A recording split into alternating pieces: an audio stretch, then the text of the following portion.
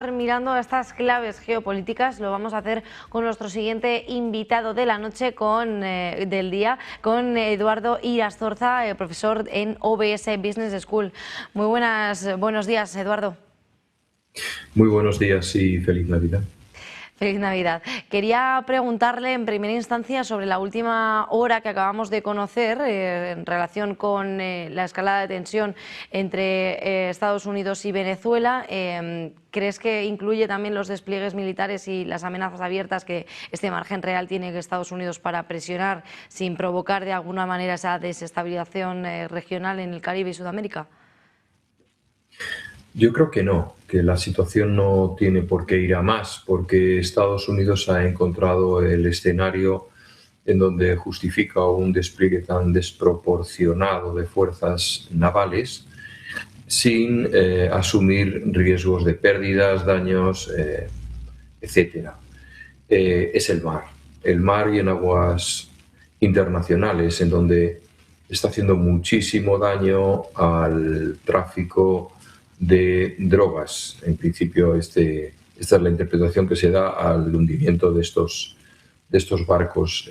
Lo han declarado en la ONU, tanto el embajador de Estados Unidos como otros embajadores de otras naciones. Y por otro lado, les ha cerrado el grifo con el tráfico de petróleo, lo cual, pues para Venezuela es un golpe durísimo, casi fatal, dado que es un país que básicamente vive de sus exportaciones de petróleo.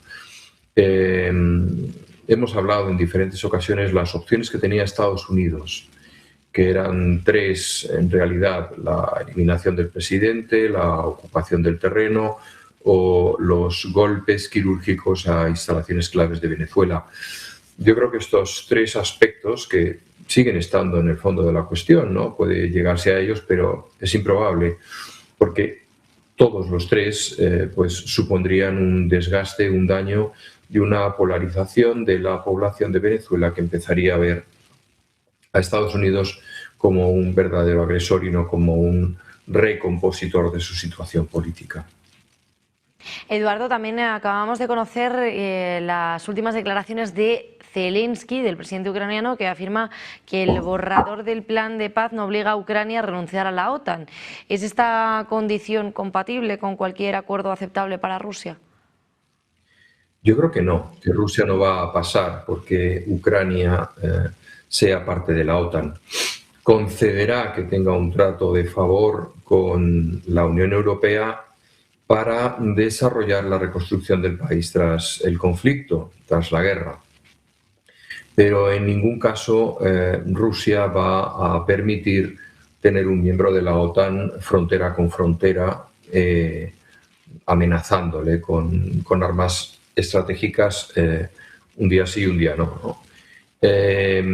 Creo que eso va a ser un mandatorio. En el caso de la propuesta rusa, va a exigir que Ucrania sea una zona prácticamente desmilitarizada, al menos de armas no convencionales, y concederá que se trate de reconstruir con la ayuda de Europa.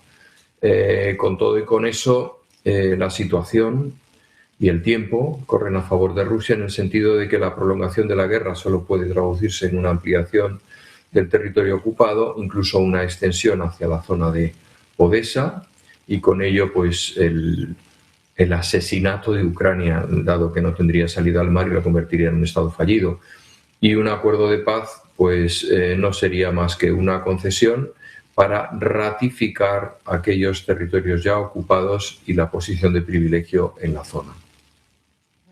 Eduardo, ¿crees que Zelensky, que reconoce que el territorio es el punto ahora más débil y si hay divisiones con Estados Unidos, puede existir un acuerdo de paz sin concesiones territoriales por parte de Ucrania?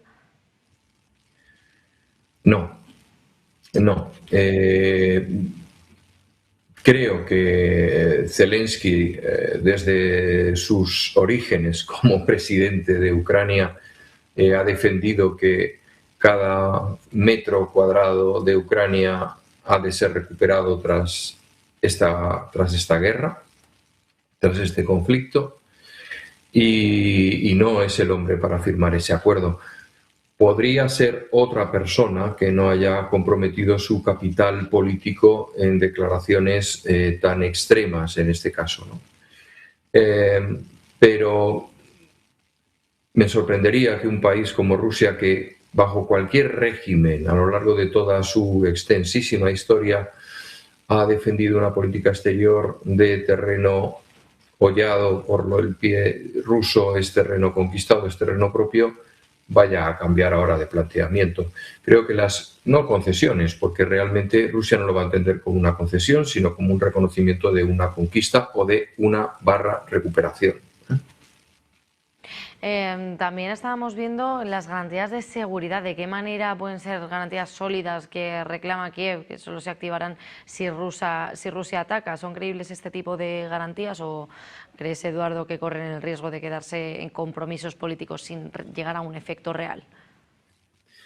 Estoy más con esto segundo que apuntas. Yo creo que los compromisos normalmente están para romperse, como decía un político francés del siglo XVIII, ¿no? Yo creo que es muy difícil, más allá de la utilidad táctica inmediata, que esos acuerdos tengan una proyección en el tiempo. Y ya cambiando de tercio, poniendo el foco en Asia, estábamos viendo la tecnología y el poder militar, esas restricciones a chips, a drones y a tecnología avanzada. ¿Crees que están acelerando esa división irreversible del sistema global entre bloques tan rivales como Estados Unidos y China? Creo que sí. Creo que sí, todo apunta a que, y lo habéis señalado vosotros en vuestra línea editorial, en vuestra comunicación, con bastante acierto. Un país como China, que ya está al margen de cualquier tipo de control o revisión del armamento nuclear avanzado que posee, digamos que se encuentra pues como Hitler en los años 30, cuando decidió que ya no respetaba los márgenes de Versalles, ¿no? Y eso llevó a una escalada militar, no solamente en Alemania, sino en todo el mundo, en Rusia, en Francia, en el Reino Unido, etcétera, ¿no? Creo que este es un paso importante que se ha dado. Creo que China ya tiene la confianza en sí misma como para actuar sin necesidad del refrendo de instituciones internacionales que controlen su política exterior y sus intereses geoestratégicos, y Estados Unidos ya pues le está devolviendo el golpe con la creación de una superarmada, la famosa Armada Trump, ¿no? Y la flota de oro, ¿no? Como se ha dado en llamar, con nuevos y más avanzados barcos, porque un escenario que siempre se ha apuntado como uno de los que tiene un mayor potencial de conflicto, que es el mar de la China Meridional, pues va a ser el escenario en donde se enfrenten los intereses de China y Rusia por el control del tráfico marítimo, y no solamente por el control del tráfico marítimo, sino también por el control de las reservas alimenticias de pescado, etcétera, que da de comer a una zona que concentra un tercio de la humanidad, que es la zona de Asia-Pacífico. Eduardo, me gustaría saber también tu opinión acerca de que Venezuela se abraza a China y Rusia pues está ante el cerco de Donald Trump, ¿no?, a los buques petroleros, y vemos como ese apoyo por parte de estas dos grandes potencias. ¿Crees que de qué manera puede afectar a la relación de Estados Unidos tanto con China como con Rusia, que apoyen a Venezuela? Va a depender del rango de apoyo que le ofrezcan. En diplomacia hay muchísimos rangos, ¿no? Desde estamos contigo hasta vamos a desplazar fuerzas que te ayuden y sustenten tu régimen. Yo creo que estamos muy lejos de esta segunda opción. Yo creo que el apoyo va a ser sobre todo teórico, por lo menos por el momento, dado que el grado de impacto que tiene sobre los intereses tanto de Rusia como de China en la zona pues no están severamente comprometidos con este tipo de acciones, ni mucho menos, ¿no? Y creo que tanto a Rusia como a China le pilla un poquito lejos Venezuela como escenario de conflicto. Rusia bastante tiene con su guerra en Ucrania y la potencial amenaza de un conflicto con la Unión Europea, con la OTAN en tierras europeas, en Estonia, Lituania, Letonia, Moldavia, etcétera, etcétera. O sea, y tiene un verdadero problema al que tiene que atender. Y a diferencia de Estados Unidos, tanto China como Rusia son conscientes de que no pueden mantener un conflicto a alto nivel en dos zonas del mundo al mismo tiempo. Esto, que fue algo que le dijeron a Trump al principio de su mandato, pues parece que no le ha servido de mucho, porque está en 2, 3, 4 al mismo tiempo. Está reivindicando Groenlandia, el mar de la China Meridional, la defensa de la integridad de Taiwán, las opciones a Groenlandia, el deseo de recuperar el canal de Panamá, Venezuela, es decir, está en todas partes, ¿no? Yo creo que Rusia y China son más pragmáticos, se miran mejor al espejo y saben a dónde pueden y a dónde no pueden llegar. Claro, estabas mencionando ahora, Eduardo, el malestar, bueno, la situación en Groenlandia, ¿no? Parece rechazar el interés de Donald Trump. ¿Cómo podría afectar las relaciones internacionales? Y ya no solo eso, sino también la percepción de la soberanía de Groenlandia, junto a este último mensaje que lanza Donald Trump, ese interés por la isla, y qué riesgos geopolíticos podrían derivarse ante estos comentarios para la región ártica. Sí, Groenlandia es absolutamente clave para Estados Unidos, es obvio. El calentamiento o la potencia de los poderosísimos rompehielos nucleares que países como Rusia tienen abren la ruta del Ártico al comercio internacional. Ese comercio internacional favorece sobre todo a un país que es China. China, si utiliza las rutas árticas, puede llegar a mercados occidentales en la mitad de tiempo y con la mitad de costes. Esto supondría una ventaja adicional en términos comerciales muy importante. Estados Unidos está absolutamente decidido a impedir que esa ruta se convierta en una nueva ruta de la seda para China. De ahí su acercamiento a Rusia, de ahí su encuentro en Alaska, de ahí el deseo de cerrar el estrecho de Bering al paso de los barcos chinos, etcétera. Yo creo que en este momento Estados Unidos va a obrar un poco más cerca de la línea de pensamiento china que de la habitual suya. Me explico. China se quiere hacer con Taiwán, todo el mundo lo sabe, pero poco a poco. La va apretando como una boa constrictor, ¿verdad? Hasta que por su propio peso caiga en el redil de la China continental. Tiene intereses comerciales, tiene intereses económicos importantísimos, porque está adquiriendo muchísimas empresas y llegando a acuerdos también con empresas de Taiwán que tienen intereses en China, y el tiempo, la gravedad, hará que Taiwán caiga en su redil. Yo creo que el planteamiento de Trump es el mismo. No quiere un conflicto con Europa, no quiere un conflicto con Europa. Europa ya, bueno, pues hay una serie de líneas rojas, y ya la última sería que cediera parte de su soberanía geográfica a Estados Unidos, ¿no? Esto sería ya el no va más, y más aún tratándose de una zona con el enorme poder económico que puede tener Groenlandia, con sus enormes reservas de minerales, materiales raros, etcétera, ¿no?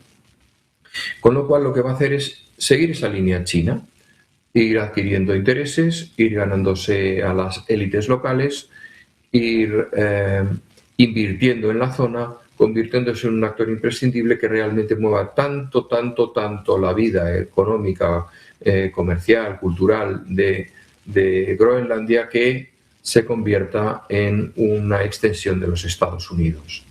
Yo creo que ese es su objetivo, y se va a marcar otros tiempos, pero indefectiblemente Groenlandia estará en el entorno de influencia de Estados Unidos al más alto nivel en un futuro.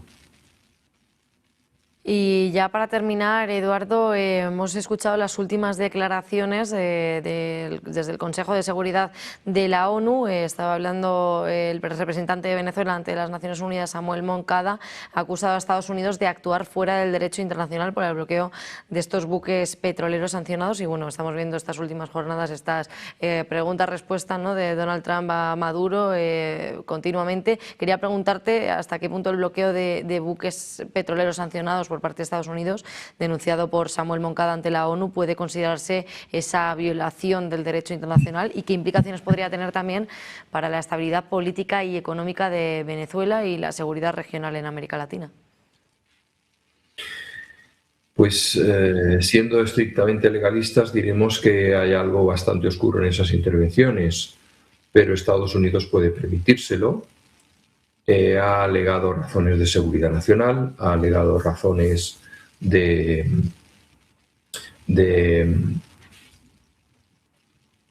obligación de controlar la zona, de ser el sheriff local, ¿de acuerdo? Se siente avalado para ello y se siente cuestionado únicamente por los cuestionadores oficiales o habituales, ¿no? Pues China y Rusia, etcétera, y Venezuela, Irán. Pero, bueno, yo creo que eso no va a alterar en absoluto su política ni su actuación en las aguas del Caribe. Le va mucho en ello. Estados Unidos ha empeñado su prestigio y además tiene la voluntad de convertirse, antes hablaba Adrián Celaya, ¿verdad?, de la importancia de un mundo multiplural. En el caso de que esta realidad, que desde luego Estados Unidos no admite, quiere seguir siendo el hegemón, lo que sí tiene perfectamente claro es que América es para Estados Unidos y quiere dejarlo sentado ante la opinión pública, ante propios y extraños. Es un camino sin retorno, es una fórmula que define la política exterior de Estados Unidos y que tratará de que, independientemente de que gobierne una administración republicana o demócrata, esto se asiente y sea entendido como una necesidad geoestratégica para el futuro de Estados Unidos y el mantenimiento de una zona de influencia clave para ellos, como es su propio continente.